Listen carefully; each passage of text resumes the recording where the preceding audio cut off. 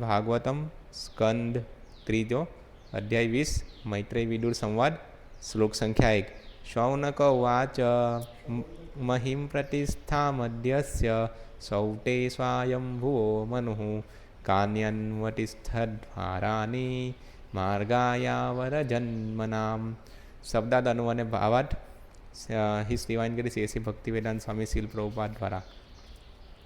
શબ્દાર્થ શૌનક શૌનક ઉવાચ બોલ્યા મહિમ પૃથ્વીને પ્રતિષ્ઠામ સ્થાનાપન્ન અધ્યસ્ય કરીને સૌતે એ સૂત ગોસ્વામી સ્વાયંભુવ સ્વાયંભુવ મનુઃ મનુએ કાની ક્યાં અન્યતિષ્ઠત કર્યા દ્વારાની માર્ગો માર્ગાય બહાર આવવા માટે અવર પછીના જન્મનામ જન્મ લેનારા માટે. અનુવાદ. શ્રી શૌનકે પૂછ્યું, એ સીટ ગોસ્વામી, પૃથ્વીને તેની કક્ષામાં ફરીથી સ્થાપ્યા પછી સ્વયંભૂ મનુએ પછીથી જન્મ લેનારા મનુષ્યને મુક્તિનો માર્ગ દર્શાવવા શું કર્યું હતું? ભાવાર્થ. ભગવાનના પ્રથમ વરા અવતારનું પ્રાગટ્ય સ્વયંભૂ મનુના સમયમાં થયું હતું, જ્યારે વર્તમાન યુગ વૈવસ્વત મનુના સમયમાં છે. દરેક મનુનો સમય 4 યુગના કાળચક્રના 72 ગણા સમય સુધી રહે છે અને યુગોનું એક કાળચક્ર 43,20,000 સૌર વર્ષનું હોય છે. એ રીતે 43,20,000 ગુણ્યા 72 100 વર્ષ સુધી એક મનુનું રાજ્ય હોય છે. દરેક મનુના સમયમાં અનેક પ્રકારે અનેક પરિવર્તનો થાય છે. બ્રહ્માના એક દિવસમાં 14 મનુઓ થાય છે. અહીં એમ સમજાય છે કે જે પદ્ધતિઓ ભૌતિક સુખ માટે ભૌતિક જગતમાં આવે છે તેમના મોક્ષ માટે મનુ ધર્મશાસ્ત્રના નિયમો ઘડે છે. ભગવાન એવા દયાળુ છે કે જે જીવને ભૌતિક સુખ ભોગવવું હોય તેને તે માટે પૂરી સગવડ આપે છે. તે સાથે જ તેને મોક્ષનો માર્ગ પણ દર્શાવી દેવામાં આવે છે. તેથી શૌનક ઋષિએ સૂત ગોસ્વામીને પૂછ્યું હતું, પૃથ્વીને તેની ભ્રમણ કક્ષામાં પુનઃસ્થાપન કર્યા પછી સ્વયંભૂ મનુએ શું કર્યું? ઓમ અજ્ઞાનતિમિરંધસ્ય જ્ઞાનંજન્ય શલાકયા ચક્ષુરુન્મિલિતમ યેન તસ્મૈ શ્રી ગુરુવે નમઃ. શ્રી ચૈતન્ય મનોભીષ્ટમ સ્થાપિતમ યેન ભૂતલે સ્વયં રૂપમગદામયં દદાતિ સ્વપદાન્તિકં વન્દેહં શ્રી ગુરુ શ્રીયુતપદકમલં શ્રી ગુરુન વૈષ્ણવાંશ શ્રી રૂપમ સાગ્રજાતમ સહગણ રઘુનાથાન્વિતમ તમ સજીવમ સાદ્વૈતમ સાવધૂતમ પરિજનસહિતમ કૃષ્ણ ચૈતન્ય દેવકી રાધા કૃષ્ણ પાદાન સહગણ લલિતાસી વિશાખાન્વિતાંશ. હે કૃષ્ણ કરુણા સિંધુ દીનબંધુ જગતપતે ગોપેશ ગોપિકા કાંત રાધા કાંત નમસ્તુતે તપ્ત કાંચન ગૌરાંગી રાધે વૃંદાવનેશ્વરી વૃષભાનુસુતે દેવી પ્રણમામિ હરિભ્ય વાંછા કલ્પતરુભ્યસ્ય કૃપા સિંધુભ્યૈવ ચ પતિતાનાં પાવનેભ્યો વૈષ્ણવેભ્યો નમો નમઃ. શ્રી કૃષ્ણ ચૈતન્ય પ્રભુ નિત્યાનંદ શ્રી અદ્વૈત ગદાધર શ્રીવાસાદિ ગૌર ભક્તવૃંદ. હરે કૃષ્ણ કૃષ્ણ કૃષ્ણ હરે હરે હરે રામ રામ રામ હરે હરે. હરે કૃષ્ણ. તા નવો અધ્યાય ચાલુ થયો છે, અધ્યાય 20 મૈત્રેયી અને વિદુરનો સંવાદ. તો આજે પહેલા શ્લોકમાં જે કોન્ટેક્ટ છે મેં પ્રભુજીને પૂછ્યું કે શું, તો પહેલાના અધ્યાયમાં જોયું કે અસુર હિરણ્યાક્ષ અને ભગવાન વચ્ચે યુદ્ધ થયું ને અસુર હિરણ્યાક્ષનો ભગવાન વરાદેવે વધ કરી નાખ્યો. કેમ? કારણ કે જે સ્વયંભૂ મનુનું રાજ્ય હતું તો ત્યારે આ અસુરે પૃથ્વીને પાતાળ લોકની અંદર દુબારી દીધેલી હતી. તો સ્વયંભૂ મનુ પ્રાર્થના કરે છે કે હવે એમને ક્યાં રાજ્ય કરવું? તો ભગવાન પ્રગટ થાય છે અને ભગવાન એ પૃથ્વીનો ઉદ્ધાર કરે છે કે જ્યાં રાજ્ય સ્વયંભૂ મનુ રાજ્ય કરી શકે, તો એનો વધ કરી નાખે છે. ને એના પછીના અધ્યાયમાં આવે છે, અત્યારે ચાલે છે કે પૃથ્વીને તેની ભ્રમણ કક્ષામાં ફરીથી સ્થાપ્યા પછી સ્વયંભૂ મનુએ પછીથી જન્મ લેનારા મનુષ્યને મુક્તિનો માર્ગ દર્શાવવા માટે શું કર્યું. એટલે આવી રીતના આગળ ક્રમમાં ચાલે છે. એમ પ્રભુપાદજી ભાવાર્થમાં લખે છે કે ભગવાનના પ્રથમ વરા અવતારનું પ્રાગટ્ય સ્વયંભૂ મનુના સમયમાં થયું હતું. તો હમણાં આજે આ મનુઓની કથા છે. ભાગવતમમાં આજે અલગ અલગ 10 વિષયો છે. તો તેની અંદર એક મન્વંતરની જે કથા છે તે પણ એક છે કે ભાગવતમના બીજા સ્કંદમાં વર્ણન આવે છે 10મા અધ્યાયના પહેલા શ્લોકમાં કે સુખદેવ ગોસ્વામી કહે છે અત્ર સર્ગો વિસર્ગસ્ય સ્થાનમ પૌષણમુદય મન્વંતરેશાનુકથા નિરોધ મુક્તિરાશ્રય. એટલે શ્રી સુખદેવ ગોસ્વામીએ કહ્યું શ્રીમદ ભાગવતમમાં નીચે જણાવેલા 10 વિષયો વિશે વર્ણન કરવામાં આવશે. બ્રહ્માંડનું સર્જન, પેટા સર્જન, ગ્રહમંડળો, ભગવાન દ્વારા રક્ષણ, ઉત્પત્તિની પ્રેરણા, મનુઓનું પરિવર્તન. જે અહીંયા આપણે જોઈએ છે કે મનુઓનું આગળ શું થયું પછી. મનુઓનું પરિવર્તન, ભગવદ્ વિજ્ઞાન અને ભગવાનના ધામમાં પાછા જવું અને મુક્તિ અને પરમ શ્રેય. આ જે પરમ શ્રેય છે તે લાસ્ટ છે, 10મું વિષય છે. અને મેં સાંભળેલું છે કે જે 10 વિષય છે ગુરુ મહારાજના એક લેક્ચરમાં, કે એવું નથી કે આ સ્કંદમાં આ જ વિષય વિશે છે. મનુઓની કથા જે છે તે આ સ્કંદમાં છે મુખ્ય. દરેક સ્કંદની અંદર દરેક વિષય ઓવરલેપ થાય છે થોડા અંશે. પછી બીજા શ્લોકમાં કહે છે કે પરમ શ્રેયની દિવ્યતાને જુદી તારવા માટે બાકી રહેલા વિષયોના લક્ષણો અને મહર્ષિઓ દ્વારા કેટલીક વખતે વૈદિક પ્રમાણો દ્વારા, કેટલીક વખતે સીધા સ્પષ્ટીકરણ છે અને કેટલીક વખતે સંક્ષેપમાં સમજાવવામાં આવશે. તો જે આ મનુઓનું છે તો તેના વિશે આપણે જોઈએ કે એક શોર્ટમાં કે પ્રભુપાદજી અહીંયા લખે છે કે એક બ્રહ્માજીને એક દિવસની અંદર 14 મનુઓ થાય છે. બહુ બધી જગ્યાએ પ્રભુપાદજી કેલ્ક્યુલેશન આપે છે કે બ્રહ્માજીનો એક દિવસ છે તો તે 1000 ચતુર્યુગ વીતી જાય, સત્યયુગ, દ્વાપરયુગ, ત્રેતાયુગ અને કલયુગ. તો ત્યારે બ્રહ્માજીના આવી રીતના એક દિવસ થાય છે. તો બ્રહ્માજીના એક દિવસમાં આવી રીતના 14 મનુઓ આવે છે. તો આ જે 14 મનુના નામ છે તો પહેલા મનુ સ્વયંભૂ, પછી સ્વારોચિસ મનુ, ઉત્તમ મનુ, તામસ મનુ, રૈવત મનુ, ચાક્ષુક મનુ, વૈવસ્વત મનુ. જે અત્યારનો જે 7મા મનુ છે તે વૈવસ્વત મનુ છે. અને જે લખેલું છે કે દરેક મનુ છે તે 72 ચતુર્યુગો સુધી રહી છે. તો સત્યયુગ, દ્વાપરયુગ, ત્રેતાયુગ અને કલયુગ આ 4 ચતુર્યુગ 72 વખત પરિભ્રમણ કરે તો ત્યાં સુધી એક મનુનું એ રહી છે. ને અત્યારે ચાલી રહ્યો છે 28મો ચતુર્યુગ આપણા વૈવસ્વત મનુનો ચાલી રહ્યો છે. અને જે રામાયણ થયેલું તે 24મા યુગ ચતુર્યુગમાં થયેલું. એટલે આપણે જે 1.25 કરોડ વર્ષો પહેલાં જૂનું રામાયણ કહીએ છીએ તો તે એ પ્રમાણે ગણતરી થાય છે.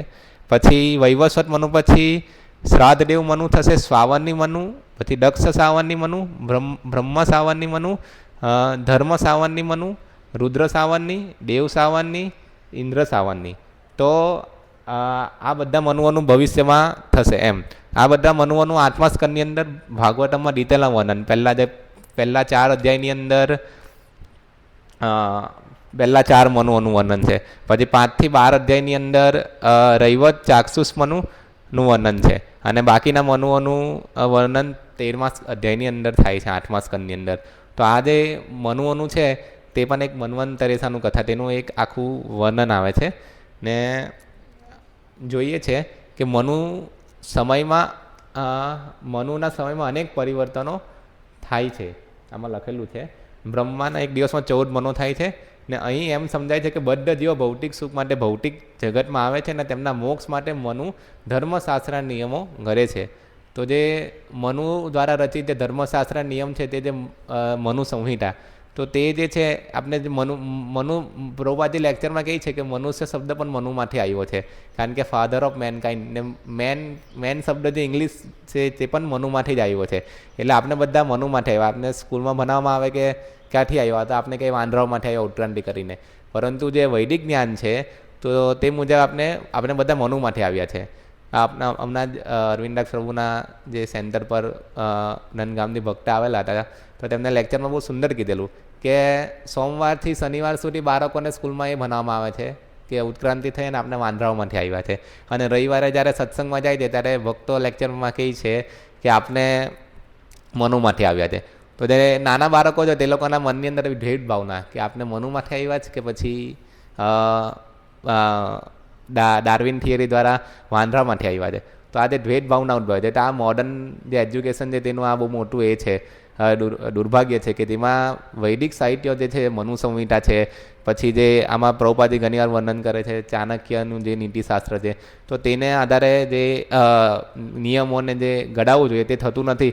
એને કારણે અત્યારે બધી સમાજની અંદર અંધાધૂંધી થાય છે. જો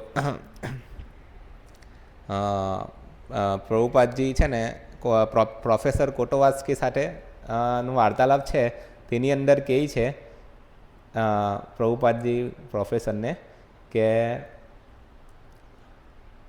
મનુસ્મૃતિએ બ્રાહ્મણ સંસ્કૃતિના ધોરણનું ઉદાહરણ પૂરું પાડે છે. મનુસ્મૃતિની રચના ક્યારે કરવામાં આવી હતી તે તમે ઇતિહાસમાંથી શોધી શકો નહીં, પણ તેની એટલી તો સર્વાંગ સંપૂર્ણ માનવામાં આવે છે કે તે જ હિન્દુ ધારો છે. સામાજિક વ્યવસ્થાને સરખી કરવા માટે રોજ નવા કાયદાઓની ઘડવાની ધારાસભ્યને જરૂર નથી. મનુએ આપેલા કાયદાઓ એવા તો સંપૂર્ણ છે કે તે સર્વકાળ માટે લાગુ પાડી શકે છે. સંસ્કૃતમાં તેને ત્રિકાલાદો કહેવામાં આવે છે કે જેનો અર્થ થાય છે કે ત્રણેય કાળ, ભૂત, વર્તમાન અને ભવિષ્ય માટે સારું. એટલે જે મનુ જે છે તો તે દરેક મનુષ્યને માટે એ લોકોના મોક્ષ માટે અને એ લોકો ભગવાનની ભક્તિ કરી શકે ને એના જે ભગવાન દ્વારા રચવામાં આવેલા ધર્મના કાયદા છે તેનું પાલન કરી શકે તેના માટે મનુ સંહિતાની રચના કરે છે. એટલે એવું નથી કે ખાલી એ સત્યયુગ માટે છે કે શરૂઆતના યુગો માટે છે, પણ દરેક યુગો માટે એ એટલું જ ઇમ્પોર્ટન્ટ ધરાવે છે કે જે પહેલાં સેમ ઇક્વલ ધરાવે. એટલે કેટલાક લોકો મનુ સંહિતાને માનતા નથી, કેટલાક સળગાવી દે છે અને એવું બધું કરે છે. ને અત્યારે જે ભારતનું સંવિધાન છે તેને પરમ માને છે. દરેક દેશમાં અલગ અલગ સંવિધાન હોય છે પોતપોતાના. ઇંગ્લેન્ડમાં અલગ હશે, અમેરિકામાં અલગ છે, દરેક જગ્યાએ પોતપોતાના અલગ અલગ હશે, પણ મનુષ્ય તો દરેક સેમ જ છે. તો પછી આ સંવિધાન કેમ દરેક માટે અલગ અલગ છે? પણ મનુ સંહિતા જે છે તે દરેક માટે ઇક્વલી લાગુ પડે છે. એનો જે કાયદો છે તે દરેક કોઈ પણ દેશના લોકો માટે દરેક માટે ઇક્વલી લાગુ પડે છે. ને એવું નથી કે અત્યારના સમય માટે, દરેક સમય માટે ઇક્વલી છે. તો આપણે જોવું જોઈએ કે મનુ સંહિતાને ઉપર આપણે વધારે ભાર આપવો જોઈએ કે એના જે સિદ્ધાંતો છે તેની અંદર કયા સિદ્ધાંતો આપેલા તેને જીવનમાં ઉતારવા જોઈએ. ને પ્રભુપાદજી વારે મનુ સંહિતાનો કોટ આપતા હોય છે. બધા જીવો ભૌતિક સુખ માટે ભૌતિક જગતમાં આવે છે તેમના મોક્ષ માટે મનુ ધર્મશાસ્ત્રના નિયમો ઘડે છે.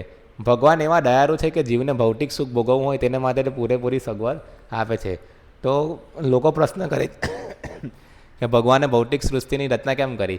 ભગવાને શા માટે આટલા બધા દુઃખો બનાવ્યા? ભગવાન કંઈ ભગવદ્ ગીતામાં દુઃખાલય માસાસ્વતમ, ભગવાન તો બધું જ કરી શકે જ ને, તો કેમ દુઃખ બનાવ્યા?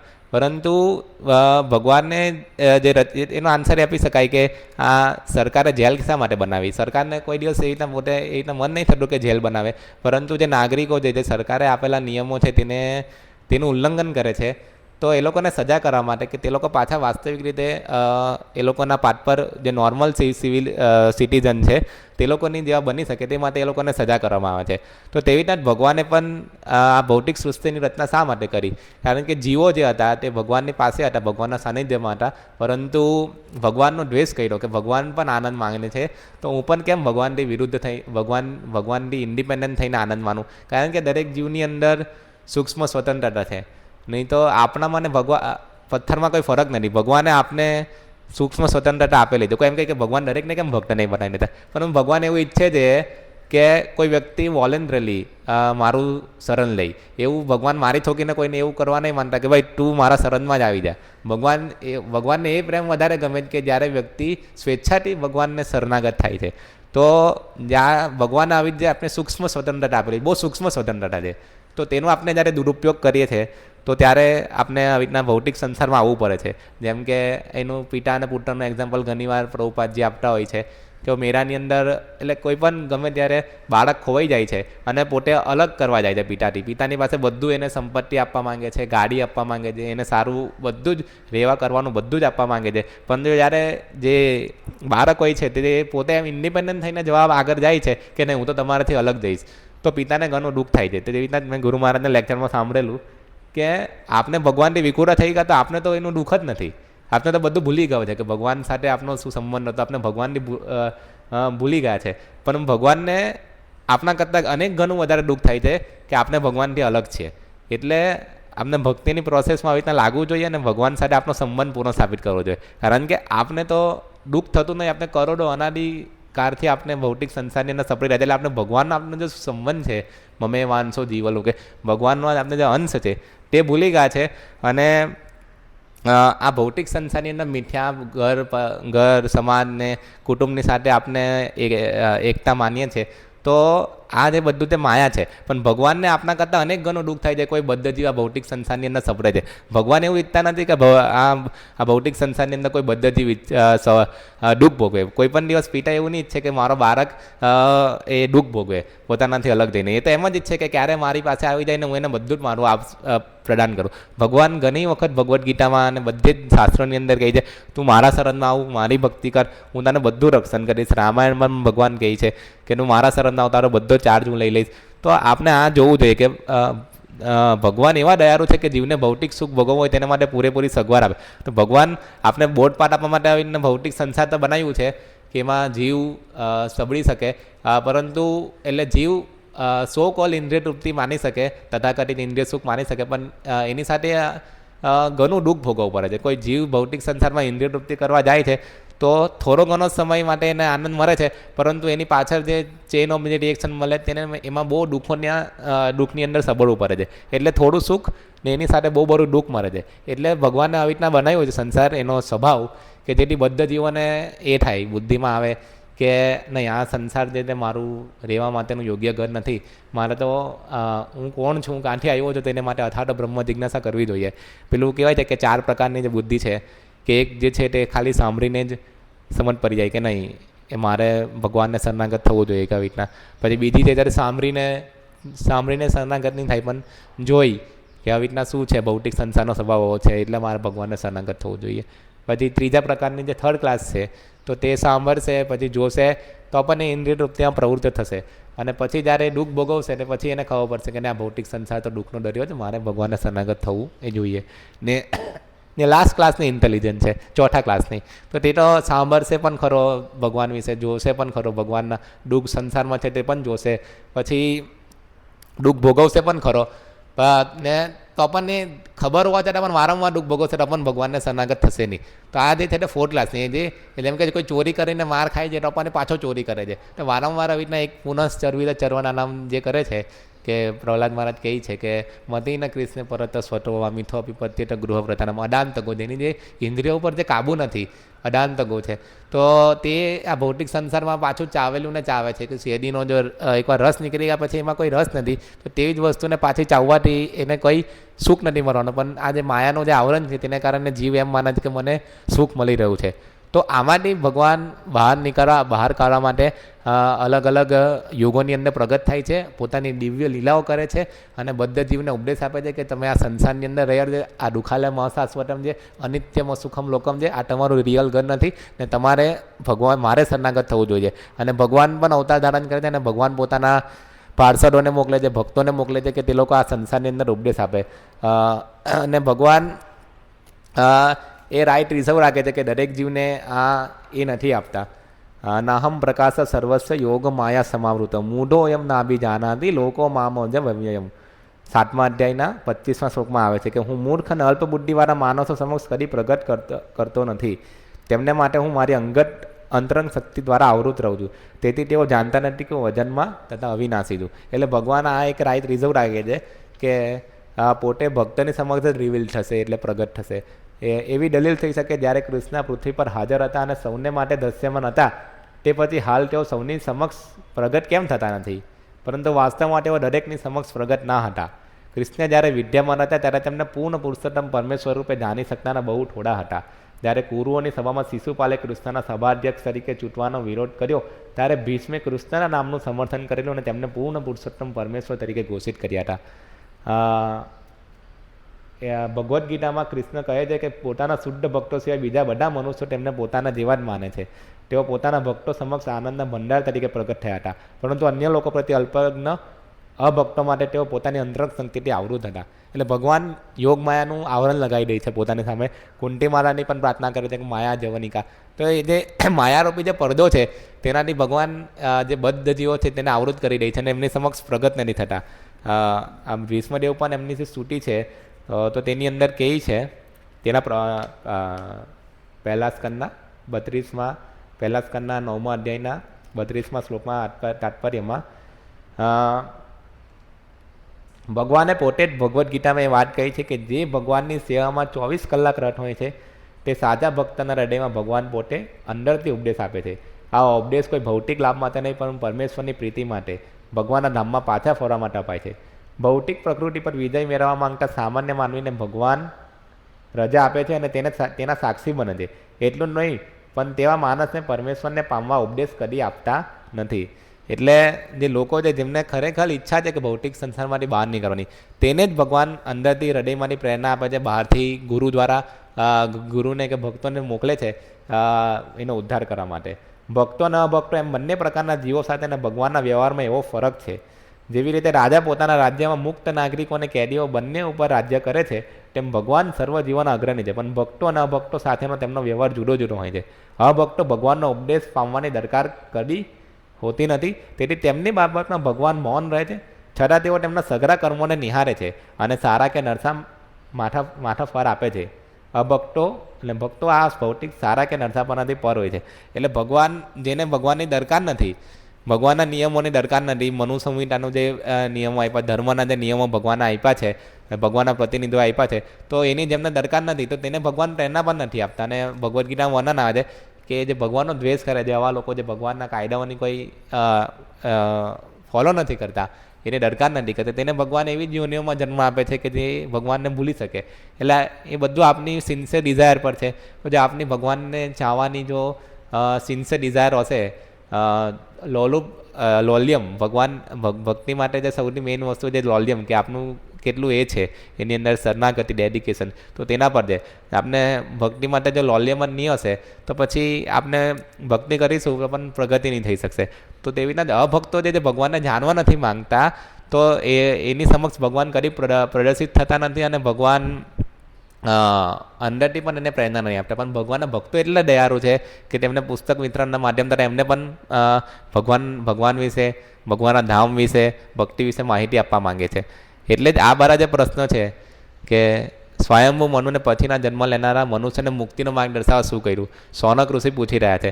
એટલે આ જે મુક્તિનો માર્ગ દર્શાવ, એટલે પોતાના માટે નથી પ્રશ્ન કરી રહ્યા, પરંતુ જેમ અર્જુને ભગવદ્ ગીતા, અર્જુન તો પોતે શુદ્ધ ભક્ત છે, પરંતુ પોતે એક નાટક કરી રહ્યા છે કે જેથી ભગવદ્ ગીતાનું અવતરણ થઈ શકે. તો તેવી રીતના જે શૌનક ઋષિ છે તે લોકોના કલ્યાણ માટે બધું શુદ્ધ ગોસ્વામીને પૂછી રહ્યા છે કે જેથી આ ભાગવતમની અંદર બધું વર્ણન થાય. તો આપણે આમાંથી બોધ લેવો જોઈએ કે ભગવાનને આપણે ભક્તિ કરવી જોઈએ અને ભગવાનના જે ઉપદેશો છે, મનુ સંહિતા છે ને ભગવાનના જે ધર્મશાસ્ત્રો છે તેના આધારે આપણા જીવનનું ઘડતર કરવું જોઈએ. ને ભગવાન અને ભગવાનના પ્રતિનિધિઓ આપેલા ઉપદેશોને સાધુ ગુરુ શાસ્ત્રના આધારે સમજીને એના રસ્તે ચાલવું જોઈએ. તો જ આપણે જીવન જે છે તે યોગ્ય રીતે અને વ્યવસ્થિત રીતે જીવી શકીશું. નહીં તો આખું જે સમાજ વ્યવસ્થા છે તે ઊંધી અપસાઇડ ડાઉન થઈ જશે અને જે બ્રાહ્મણ સંસ્કૃતિ છે, ગાયની સંસ્કૃતિ છે, તેનો વિનાશ થઈ જશે અને બધી જ અવ્યવસ્થા સર્જાશે. તો આ પ્રમાણે આપણે સમજી શકીએ છીએ. હરે કૃષ્ણ. શ્રીમદ ભાગવતમ કી જય. શીલ પ્રભુપાદ કી